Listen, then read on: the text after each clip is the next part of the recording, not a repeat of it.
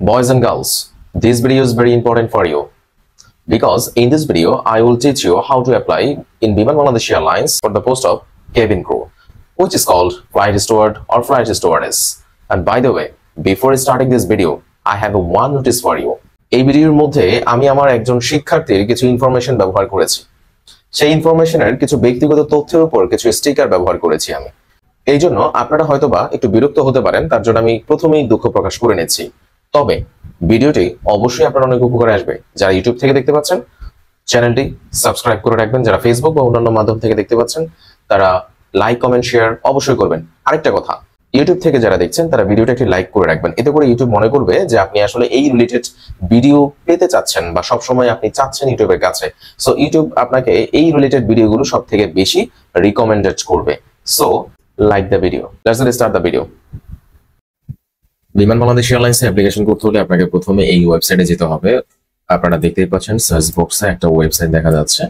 এই লিংক আপনি অবশ্যই গুগল ক্রোমে সার্চ বক্সে লিখলে এইটা আপনাকে দেখাবে। দেন আপনি কি করবেন, এখানে ক্লিক করবেন, করার সাথে সাথে সার্কুলার দেখতে পাবেন। এই সার্কুলারে আপনি ক্লিক করবেন, করার সাথে সাথে অ্যাডভার্টাইজমেন্ট এন্ড অ্যাপ্লিকেশন ফর্ম আপনি দেখতে পাবেন। সো আপনি যদি সার্কুলারটি আবার দেখতে চান তাহলে অ্যাডভার্টাইজমেন্ট অপশনটিতে আপনি ক্লিক করে দেখতে পারবেন। এখানে একটা বিষয় বলে রাখি, আপনি চাইলে সেটা অ্যাপ্লিকেশন ফর্মটা যখন আপনি ফিল আপ করবেন ঠিক তখন সাথে সাথে সার্কুলারটি রাখতে পারলে ভালো, কারণ অনেক সময় হচ্ছে অনেক ইম্পর্টেন্ট ইনফরমেশন দেখার প্রয়োজন পড়ে। সো আমি অ্যাপ্লিকেশন ফর্মের ক্লিক করলাম, করার পর একটা ছেলের অ্যাপ্লিকেশন যেহেতু আমি করে দেখাচ্ছি সেই ক্ষেত্রে ছেলের ইনফরমেশন দিয়ে করব। তবে সেখানে কোন ক্ষেত্রে মেয়েদের ইনফরমেশন কি দিতে হবে সেটাও কিন্তু আমি বলে দেবো। তার মানে এক ছেলে দুই পাখি, আপনারা একটু দেখে নিন। সো ফ্লাইট স্টুয়ার্ড অপশনটিতে ক্লিক করলাম, যেহেতু ছেলে এই কারণে পুরুষ বা মেল যেটা আছে প্রথমে সেটাতেই দিতে হবে। নেক্সটে ক্লিক করার পর প্রিমিয়াম মেম্বার অর্থাৎ টেলিটকে যদি অল জবস এর মধ্যে আপনি প্রিমিয়াম মেম্বার থেকে থাকেন তাহলে ইয়েস দিবেন। ইয়েস দিলে আপনাকে এখানে একটা আইডি চাইবে, সেটা দিতে হবে। আর যদি নো দেন তাহলে আপনি নেক্সট অপশন থেকে অ্যাপ্লিকেশন করতে হবে। তো যারা অনার্সে পড়াশোনা করে তারা ফার্স্ট ইয়ার সেকেন্ড ইয়ার অনেকেই আছে যারা এই অল জবস এর প্যাটার্নটা বোঝেন না, তো তাদের ক্ষেত্রে নো অপশনটাই বেশি প্রযোজ্য। যার নাই সে নো অপশনটি দিয়ে নেক্সটে ক্লিক করবেন, এরপরে সবকিছু সাবমিট করবেন। তো এখানে এই বেসিক ইনফরমেশন গুলোর মধ্যে যে ডেট অফ বার্থ পর্যন্ত যে ইনফরমেশন গুলো সেগুলো আমি আগে সিলেক্ট করে নিই, তারপর আপনাদেরকে আমি ব্যাখ্যা দেবো। আচ্ছা, আপনারা দেখতেই পাচ্ছেন এখন আমি অ্যাপ্লিকেন্ট নাম বাংলা এবং ইংরেজি দুই ভাষাতেই লিখে ফেলেছি। বাপের নাম মায়ের নাম এগুলো লেখা হয়ে গেছে। সো এখন এই যে ডেট অফ বার্থ দেওয়ার ক্ষেত্রে এখানে একটু সতর্ক থাকতে হবে, কারণ আগে কিন্তু মাসের না মাসের ডেট অফ বার্থে আপনি এখানে যাওয়ার পর 2001 সিলেক্ট করবেন, করার পর এরপরে জুলাই মাসে, তারপরে 23 তারিখ এইভাবে সিলেক্ট করলে আপনি দেখবেন সবার আগে মাসের না মাসে। এরপরে ন্যাশনালিটি বাংলাদেশে, অবশ্যই বাংলাদেশে হতে হবে। রিলিজিয়ন আপনার ধর্ম যেটা সেটা দিবেন। জেন্ডার আপনার যেটা জেন্ডার সেটাই দিবেন। মেল দিয়ে দিলাম। এরপর ন্যাশনাল আইডি যদি আপনার থেকে থাকে তাহলে ইয়েস দিয়ে অবশ্যই ন্যাশনাল আইডি নাম্বারটা এখানে লিখতে হবে। ন্যাশনাল আইডি নাম্বারটি দিয়ে দিলাম। তবে আমি চাচ্ছি না যে বার্থ সার্টিফিকেট দিয়ে অ্যাপ্লিকেশন করতে, তাই নো দিয়ে দিলাম। পাসপোর্ট যদি আপনার না থাকে তাহলে এখানে আপনি নো অপশনটি দিবেন, ইয়েস দেওয়ার দরকার নেই। তার মানে যেটি দিয়ে আপনি আবেদন করবেন শুধুমাত্র সেটি ইয়েস দিবেন, আর বাকিগুলো নো দিয়ে রাখবেন। এরপর আমি চলে যাচ্ছি পরবর্তী স্টেপে। পরবর্তী স্টেপ হচ্ছে ম্যারিটাল স্টেটাস সিঙ্গেল। ম্যারিড যারা আছেন তাদেরকেও প্রেফার করবো সিঙ্গেল দিয়ে অ্যাপ্লিকেশন করার জন্য। তবে পরবর্তীতে পুলিশ ভেরিফিকেশন হলে কিভাবে আপনি সেটা ট্যাকেল দিবেন বা হ্যান্ডেল করবেন সেটা আপনার ব্যক্তিগত ব্যাপার। মোবাইল নাম্বার আপনাকে দিয়ে দিতে হবে, তবে একই মোবাইল নাম্বার আবার দিতে হবে, মানে কনফার্ম করতে হবে। কনফার্ম মোবাইল নাম্বার দেওয়ার পর আমাকে ইমেল এখানে দিতে হবে, ইমেল দিয়ে দিলাম। তারপর হচ্ছে কোটা, যদি আপনার কোনো কোটা থেকে থাকে সেটা এখানে লিখবেন। মুক্তিযুদ্ধ কোটা না হচ্ছে আপনার দাদা নানি এইভাবে কেউ যদি কোটার মধ্যে থেকে থাকে, মানে মুক্তিযোদ্ধা থেকে থাকে, সেই ক্ষেত্রে আপনি গ্র্যান্ড চাইল্ড দিতে পারেন। যদি আপনার বাবা বা মা থাকে তাহলে চাইল্ড অফ ফ্রিডম ফাইটার। আমি নট অ্যাপ্লিকেবল দিয়ে দিব, কারণ হচ্ছে আমার ক্যান্ডিডেট এখানে তার কোনো কোটা নেই। ডিপার্টমেন্টাল স্টেটাস, যদি আপনি গভর্নমেন্ট এমপ্লয়ি হয়ে থাকেন তাহলে এখানে একটা সিলেক্ট করবেন। এখানে কোটা বলতে বোঝানো হচ্ছে গভর্নমেন্ট এমপ্লয়ি বলতে আপনি যদি কোনো সরকারি চাকরি করে থাকেন তাহলে সেটা অবশ্যই দিবেন, আর যদি না থাকে তাহলে দেওয়ার প্রয়োজন নেই।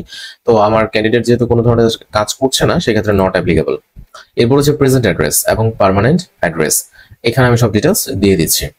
তো আমার ফিল আপ করা হয়ে গেল প্রেজেন্ট অ্যাড্রেস এবং পার্মানেন্ট অ্যাড্রেস।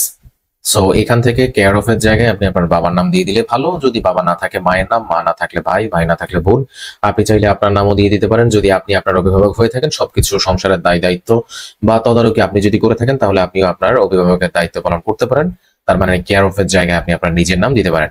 যেহেতু প্রেজেন্ট অ্যাড্রেস এবং পার্মানেন্ট অ্যাড্রেস দুইটা আলাদা বিষয়, তাই এখানে সেম এজ প্রেজেন্ট অ্যাড্রেস আমি ক্লিক করলাম না। আপনার উপরে হয়তো দেখতে পাচ্ছেন এইখানে সেম এজ আপনার প্রেজেন্ট অ্যাড্রেসের সাথে ম্যাচ করে যে অ্যাড্রেসটা রাখা হয় সেটা দেওয়া আছে। তো যেহেতু আলাদা তাই আলাদা দিলাম, যদি আলাদা না হয় তাহলে আপনি এখানে সেম এজ প্রেজেন্ট অ্যাড্রেসে ক্লিক করলে আপনারটা একই রকম হয়ে যাবে। এসএসসি এবং এইচএসসি যে এডুকেশন কোয়ালিফিকেশন আছে সেটা কিভাবে ফিল আপ করতে হবে, সো এখানে যা যা দেওয়া আছে তাই তাই আপনি ঠিকঠাক মতো দিয়ে দিলে হয়ে যাবে। এটা কোনো আহামরি বেশি ঝামেলার কোনো কাজ না। আমার ফিল আপ করা হয়ে গেল। এসএসসি এবং এইচএসসি এর যাবতীয় যত ইনফরমেশন আছে আমি সবকিছু ফিল আপ করে ফেললাম। এখানে একটা মজার বিষয় বলি, যারা আসলে ইন্টারমিডিয়েট পাস করেছেন এখনো রেজাল্ট পাবলিশ হয়নি তাদের ক্ষেত্রে একটা অপরচুনিটি আছে কি, যখন রেজাল্টের অপশনটিতে আপনি ক্লিক করবেন দেখবেন যে first division, second division, third division, GPA out of 4, তারপর হচ্ছে জিপিএ আউট অফ 5, এরপর হচ্ছে পাস্ট মানেটা হচ্ছে আপনি হয়তো বা রিসেন্টলি পাস করেছেন বাট হচ্ছে এখনো রেজাল্ট আসেনি, সেটাও যদি হয়ে থাকে তাহলে আপনি আবেদন করতে পারবেন, সেই অপশনটি আপনি সিলেক্ট করতে পারেন। যদি বা এমন হয় যে ইন্টারমিডিয়েটের রেজাল্ট আপনার অ্যাপ্লিকেশন ডেট পার হয়ে যাওয়ার পরবর্তীতে মানে পাবলিশ হতে পারে, সেই সন্দেহ যদি আপনার থাকে তাহলে আপনি দেখতে পারেন যে একদম লাস্ট অ্যাপ্লিকেশন ডেট কবে, সেই দিন যদি আপনার এইচএসসি রেজাল্ট না পাবলিশ হয় তাহলে আপনি কি করবেন, দ্রুত আবেদন করে ফেলবেন, করে এই রেজাল্টের পার্সেন্ট দিয়ে দিবেন, রেজাল্টের জায়গায় পার্সেন্ট অপশনটি ক্লিক করে দিয়ে দিবেন। গ্র্যাজুয়েশন যদি থাকে তাহলে আপনি গ্র্যাজুয়েশন অ্যাড করতে পারবেন। আর আমার অ্যাপ্লিকেন্টের যেহেতু গ্র্যাজুয়েশন এখনো কমপ্লিট হয় নাই তাই আমি এটা দিতে পারছি না বা দিচ্ছি না। ইফ অ্যাপ্লিকেবল জব এক্সপিরিয়েন্স, এখানে জব এক্সপিরিয়েন্স যেটা আপনি দিবেন সেটা হচ্ছে কাস্টমার সার্ভিস রিলেটেড যদি কোনো জব হয়ে থাকে অথবা প্রিভিয়াস কোনো এয়ারলাইন্সের যদি আপনি কেবিন ক্রু হয়ে থাকেন সেই ক্ষেত্রে আপনি এটা অ্যাপ্লিকেবল দিবেন এবং কি কি ফিল আপ করতে হবে সেটা ফিল আপ করে নেবেন, আদারওয়াইজ প্রয়োজন নেই। যদি টুকটাক কোনো কাজ করে থাকেন তাহলে সেটারও আমি মনে করি দেওয়ার দরকার নেই। যদি একদমই অফিসিয়ালি এবং আপনার ওখান থেকে কাজ করা এবং কাজ ছেড়ে দেওয়ার তারিখ পর্যন্ত আপনার মনে আছে, কোম্পানি আপনাকে সার্টিফিকেট দিতে পারে, এমনও কোনো যদি তথ্য থাকে বা এমন কোনো কাজ যদি আপনি করে থাকেন সেই ক্ষেত্রে আপনি কাস্টমার সার্ভিস যদি হয়ে থাকে সেই ক্ষেত্রে আপনি ফিল আপ করতে পারেন। আদার কোয়ালিফিকেশনে যদি আপনারা দেখেন যে আপনি ইংলিশ মিডিয়ামে পড়াশোনা করছেন তাহলে এখানে ইয়েস দিবেন, আর যদি ইংলিশ মিডিয়ামে না পড়াশোনা করে থাকেন তাহলে নো দেবেন। 2 নাম্বার যেটা আছে সেটা ইয়েস দিয়ে দিবেন, কম্পিউটার স্কিল প্রয়োজনে পরবর্তীতে শিখে নিতে পারবেন। 3 নাম্বার যে অপশনটি দেওয়া আছে তা হচ্ছে do you have visual accuracy 6/6, অর্থাৎ আপনার চোখে কি 6/6 আছে কিনা এটা অবশ্যই সবাইকে ইয়েস দিতে হবে, দিয়ে দিলাম। তারপর হচ্ছে do you have good health and proficiency in English, অবশ্যই yes. Do you have your minimum body height 168, আপনার উচ্চতা মিনিমাম 168 সেন্টিমিটার কিনা, আমার এই ক্যান্ডিডেটের 168 সেন্টিমিটারই আছে, আপনার বেশি থাকলে বেশি দিবেন। Do you know swim, yes, obviously yes দেওয়ার জন্য চেষ্টা করবেন। তবে হ্যাঁ, যারা একেবারে পারেন না তাদের ক্ষেত্রে হচ্ছে নো দিতে হবে, যে আমি পারি না।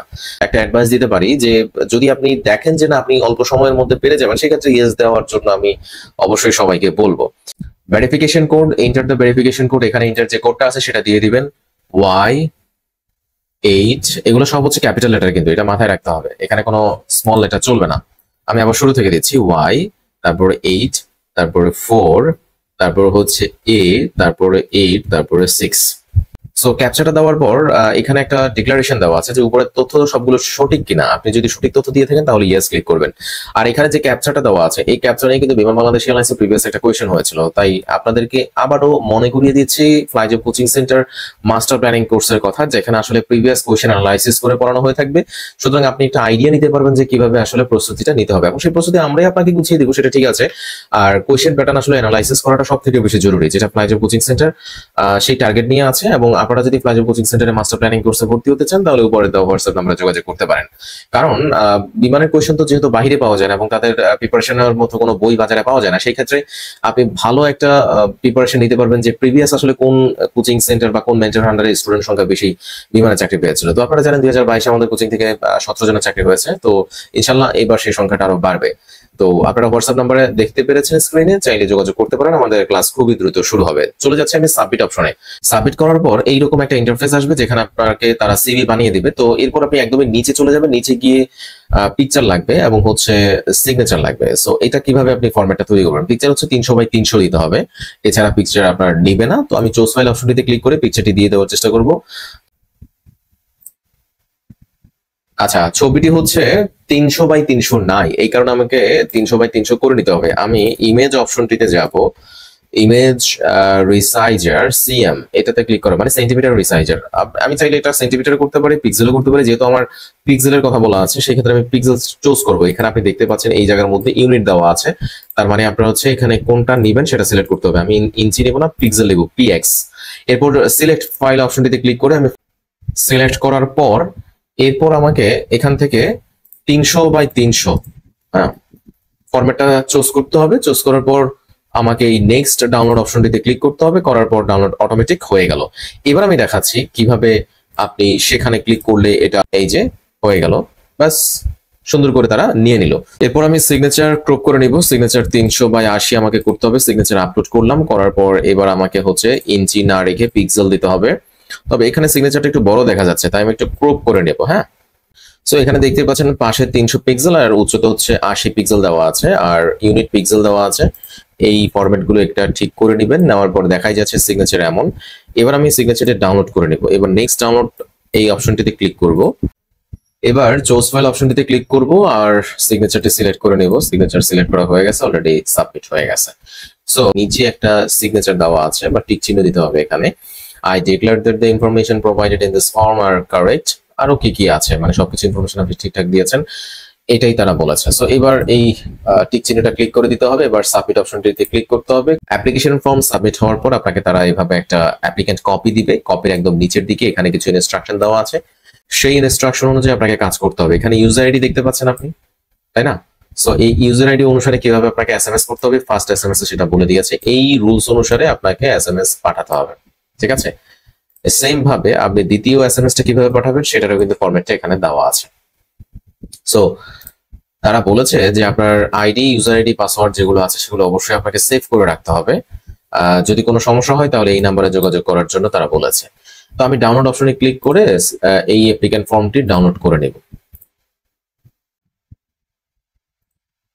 অ্যাপ্লিকেন্ট কপি ডাউনলোড করার পর আপনি চাইলে পরবর্তীতে আপনার পেমেন্ট যে স্ট্যাটাস, সেই স্ট্যাটাস আপনি চেক করতে পারেন। এখানেই অপশন আছে, ইউজার আইডি, পাসওয়ার্ড দিতে পারবেন।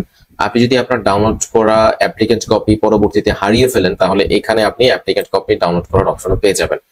যখন পরীক্ষার সময় আসবে তখন আপনি এখান থেকে অ্যাডমিট কার্ড ডাউনলোড করতে পারবেন। আশা করি ভিডিওটি আপনার ভালো লেগেছে। তাই যারা এই ভিডিওটি দেখেছেন সবাই আমাদের ইউটিউব চ্যানেলে সাবস্ক্রাইব করবেন এবং ফেসবুক পেজে লাইক দিয়ে পাশে থাকবেন। আমাদের মাস্টার প্ল্যানিং কোর্সে ভর্তি চলছে, উপরে দেওয়া হোয়াটসঅ্যাপ নম্বরে যোগাযোগ করতে পারেন। ভালো থাকবেন, ভালো রাখবেন। আসসালামু আলাইকুম।